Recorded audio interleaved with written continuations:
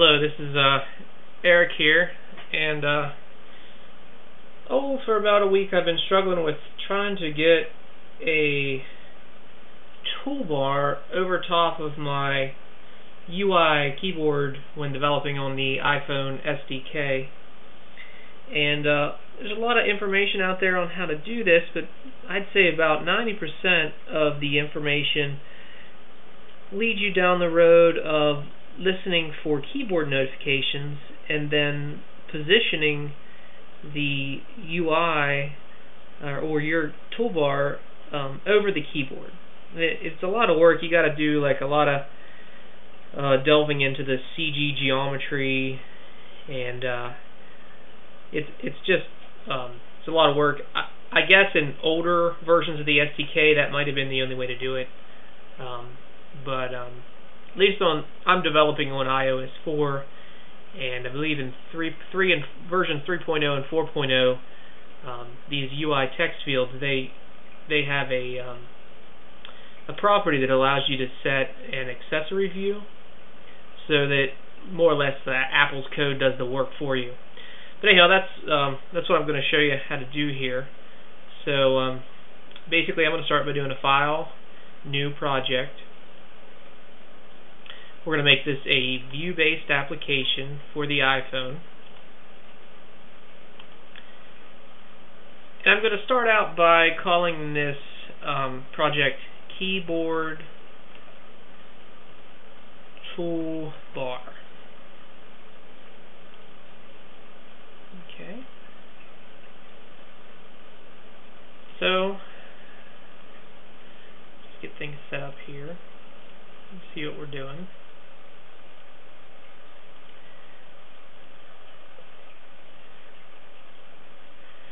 So anyhow, Xcode has done some of the legwork for us here. They've created our app delegate for us, but we're going to concentrate our focus in the keyboard toolbar view controller. That's where most of our code is going to go. So to start out, I think we should start with our interface first. So I'm going to open up the keyboard toolbar view controller.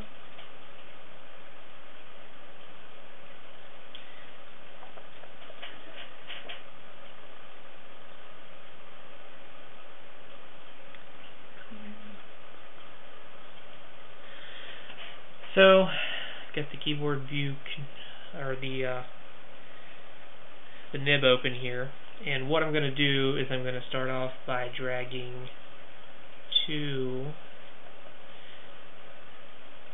text fields to the top of the screen. I'm going to go ahead and get these lined up.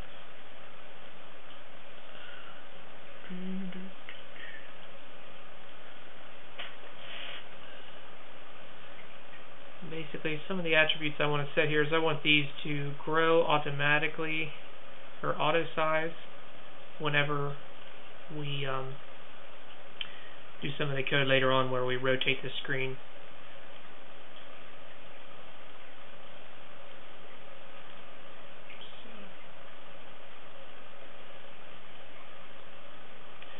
That's all we need for right there for now. I'm going to flip back over to Xcode. And inside of our interface, I'm going to insert two IB outlets. And these are going to be UITextFields, which we just created. And I'm going to call the first one UITextField 1. And then I'm going to do an IB outlet UITextField 2. Down here, property, make it non-atomic, retain, IB outlet, UITextField,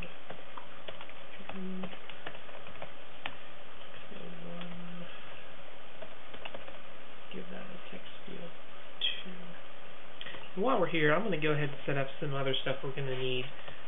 Basically, we're going to need a pointer to our keyboard toolbar that we're going to be creating. And I'm also going to set up a property for it.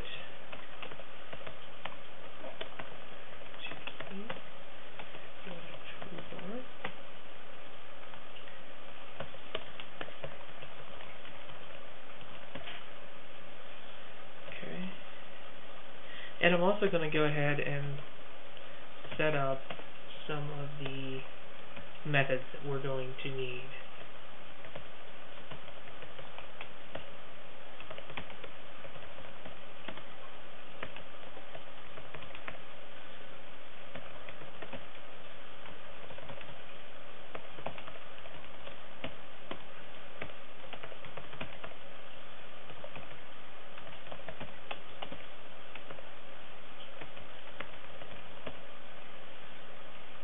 About finishes it up for our header file. Switch over to our implementation file. One of the things we want to do in our implementation is go ahead and synthesize the properties that we set up over in our header file. It'll be TextField 1, TextField 2, and our keyboard toolbar. And since we've synthesized those, we may as well go down here and release them.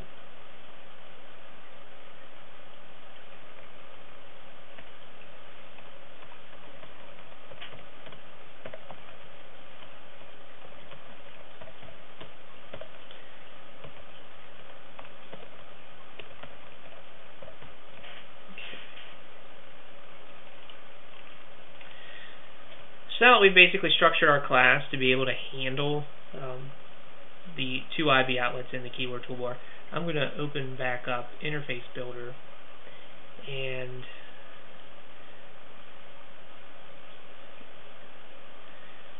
as you can see, this is already pointing to our keyboard toolbar view controller, so I'm just going to right click here. We'll get our TextField 1, TextField 2, go ahead and wire them up in Interface Builder to the corresponding IB outlets that we created over in our class. While we're in here, one of the things that I want to point out is the main reason that I've found that I've added this toolbar is for the purpose of adding a done button, and also at times adding a next and previous button. You can add the done button to some of your keyboards automatically, but what I found is, like, whenever one keyboard, use the Apple's default keyboard, as you can see right here, sometimes I'll have a corresponding or a subsequent text field, and I want the keyboard to be of a different type. Say I want it to be a number pad. Now the done button on the number pad would be in a different place, and I just think that it looks ugly. So that's the whole reason, at least in this project, what we're going to do is we're going to create a next, a previous button. We're also going to create a done button, and it's going to sit in that toolbar that resides above the UI keyboard. Give it a little bit more of a consistent look as we go through the two fields. So we're pretty much done here in Interface Builder. I'm going to flip back over to Xcode and basically start writing some of the code that we're going to need. So I'm going to start off by uncommenting the viewDidLoad method.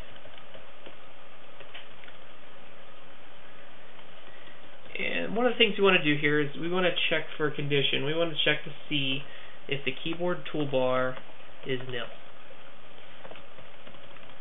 And if the keyboard toolbar is nil, we're going to go ahead and instantiate it, which will be the UIToolbar allocate init with frame. Then I'm going to call CG rect make. I'm going to set this at 0, 0, and we're going to pass in the width of self.view.bounds.size.width, and give it a default height of 44.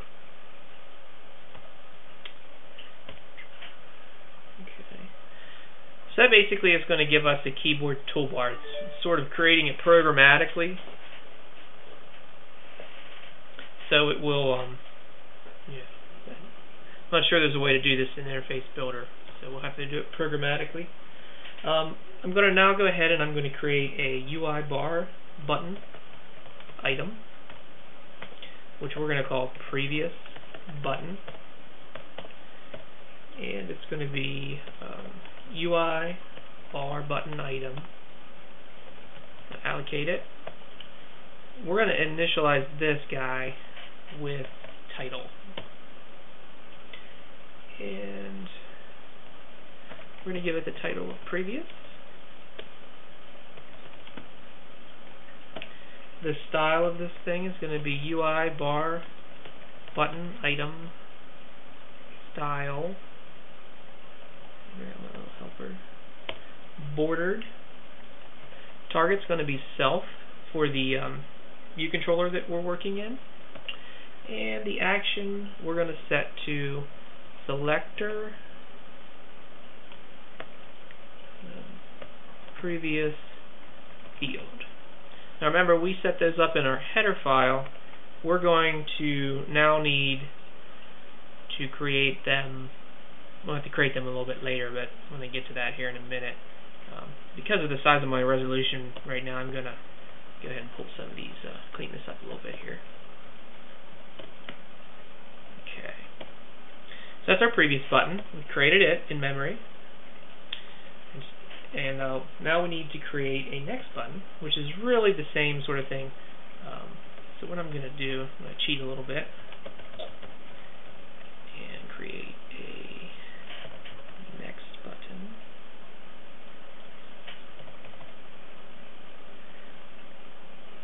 And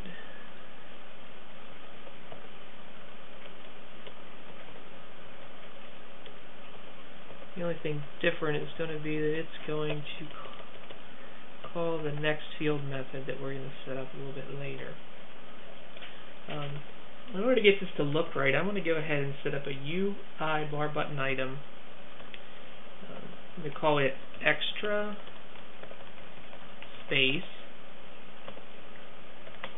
and it's also going to be UI bar button item allocate, and it's going to be in it with, this is a little bit different, in it with bar button items, in it with bar button system item. That's the method that we're going to call. And then we're going to pass in UI bar button system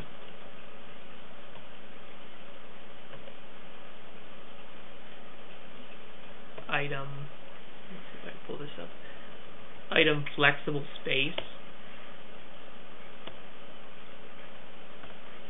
Its target is going to be nil, and action is going to be nil because this is just extra space. It's not really going to do anything other than provide a little bit of space in the UI.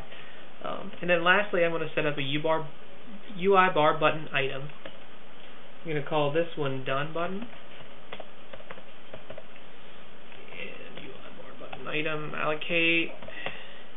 Very similar. We're going to actually call the same method because it's a system item button.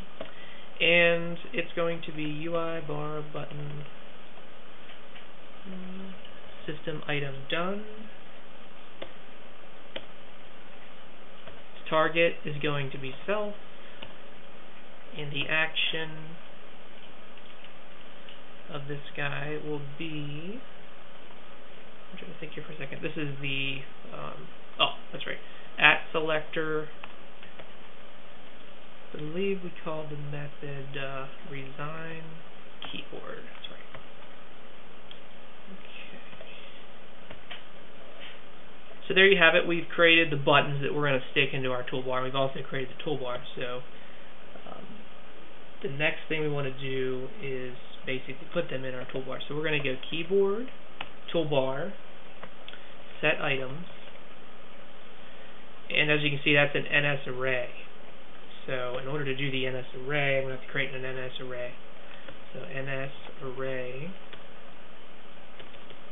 I'm going to need a few brackets here. NS array. I'm going to allocate it, and then we're going to end it with objects. This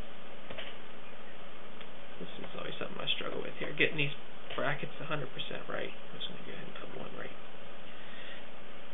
here.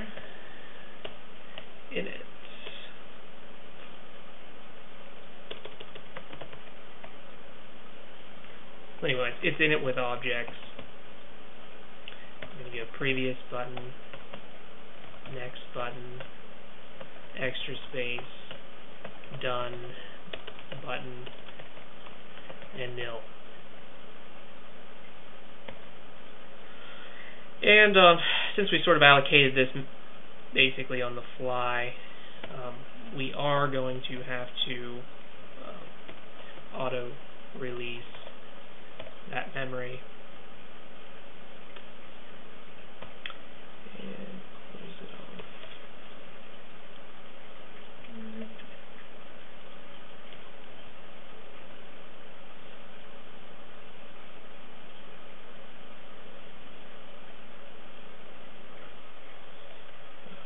I see my failure. I should have had a bracket there to start with. That's probably why things didn't go so well for me. This technically should have space there. Okay, so right here we've placed our previous button, next button, extra space, and done button into our keyboard toolbar. So one of the things we should probably do, they're going to be retained by that keyboard, so we can go ahead and release them.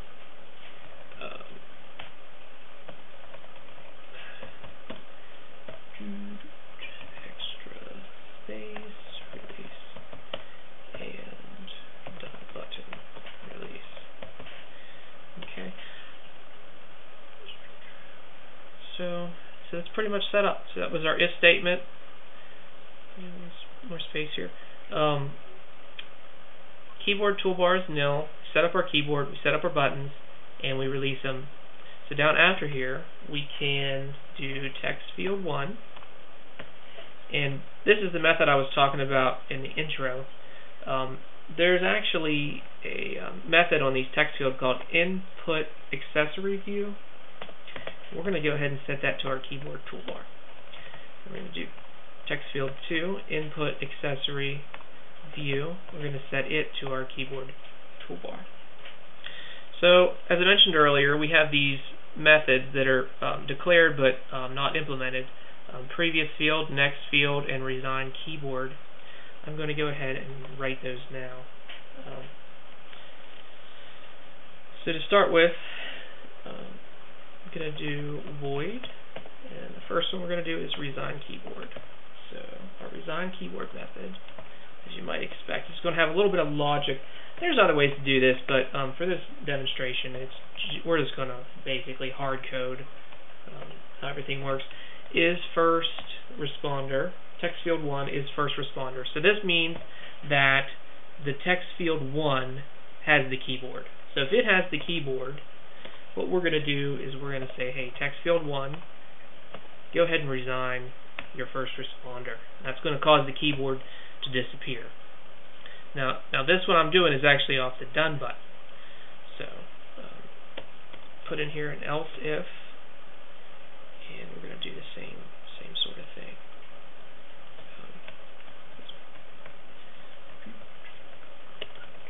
Okay. Same thing for text field 2. Okay.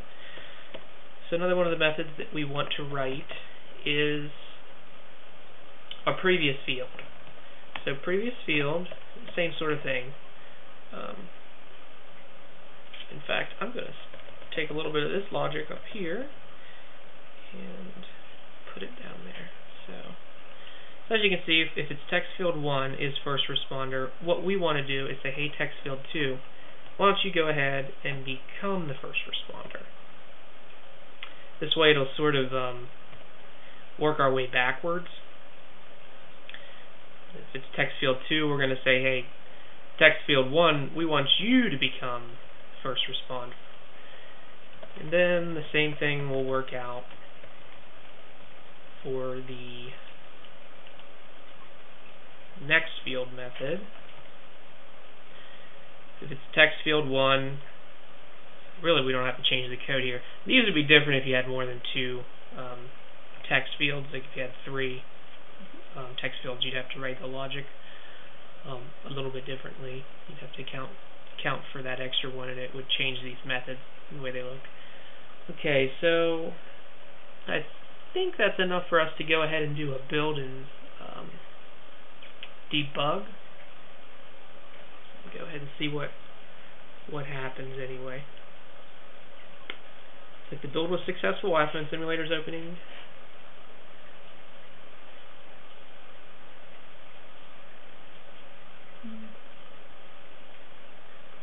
So we have our two text fields. I'm going to click in the first one. Oh, and there's our nifty little UIKeyboard toolbar that we created. Let's go ahead and click on next. As you can see, we went to the next field. Our keyboard changed because we specified it in Interface Builder to use the number pad. If I hit the next again, it does the same thing, goes to the next field. So you can go next, you can go previous, or in either of these two fields, you can hit done. Basically, that's working. This is a whole lot easier than other methods I've seen for implementing this toolbar above the keyboard. You can also see if I click in these fields that it automatically will switch the keyboard as well. So anyhow, one of the things that we don't currently have working is if we rotate the iPhone left or right. So that's what I want to implement next. You can also see this next button is not exactly the same size. So that's the first thing I want to take care of. So I'm going to go ahead and right here under previous and next buttons add a little bit of white space.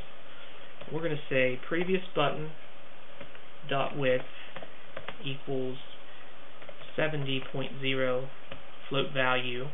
And I'm going to do the same thing with the next button. I'm going to give it a hard-coded width of 70.0 float. So I'm going to go ahead and do another build and debug just to test that was successful.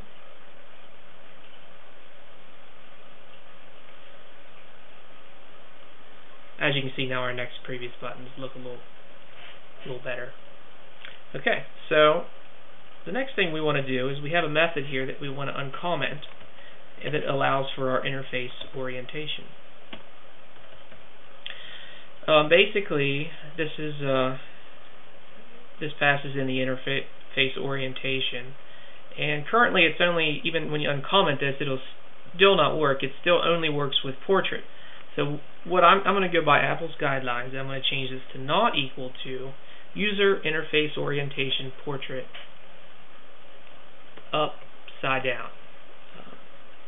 Apple doesn't like you to rotate the interface to support the upside down view of the iPhone, and that's because people pick up the phone to make a phone call, or they get a phone call during the use of your app. It might confuse the individual that they would have the phone upside down. So we're going to allow for any orientation except for the upside down portrait. And I'm going to go ahead and build and debug.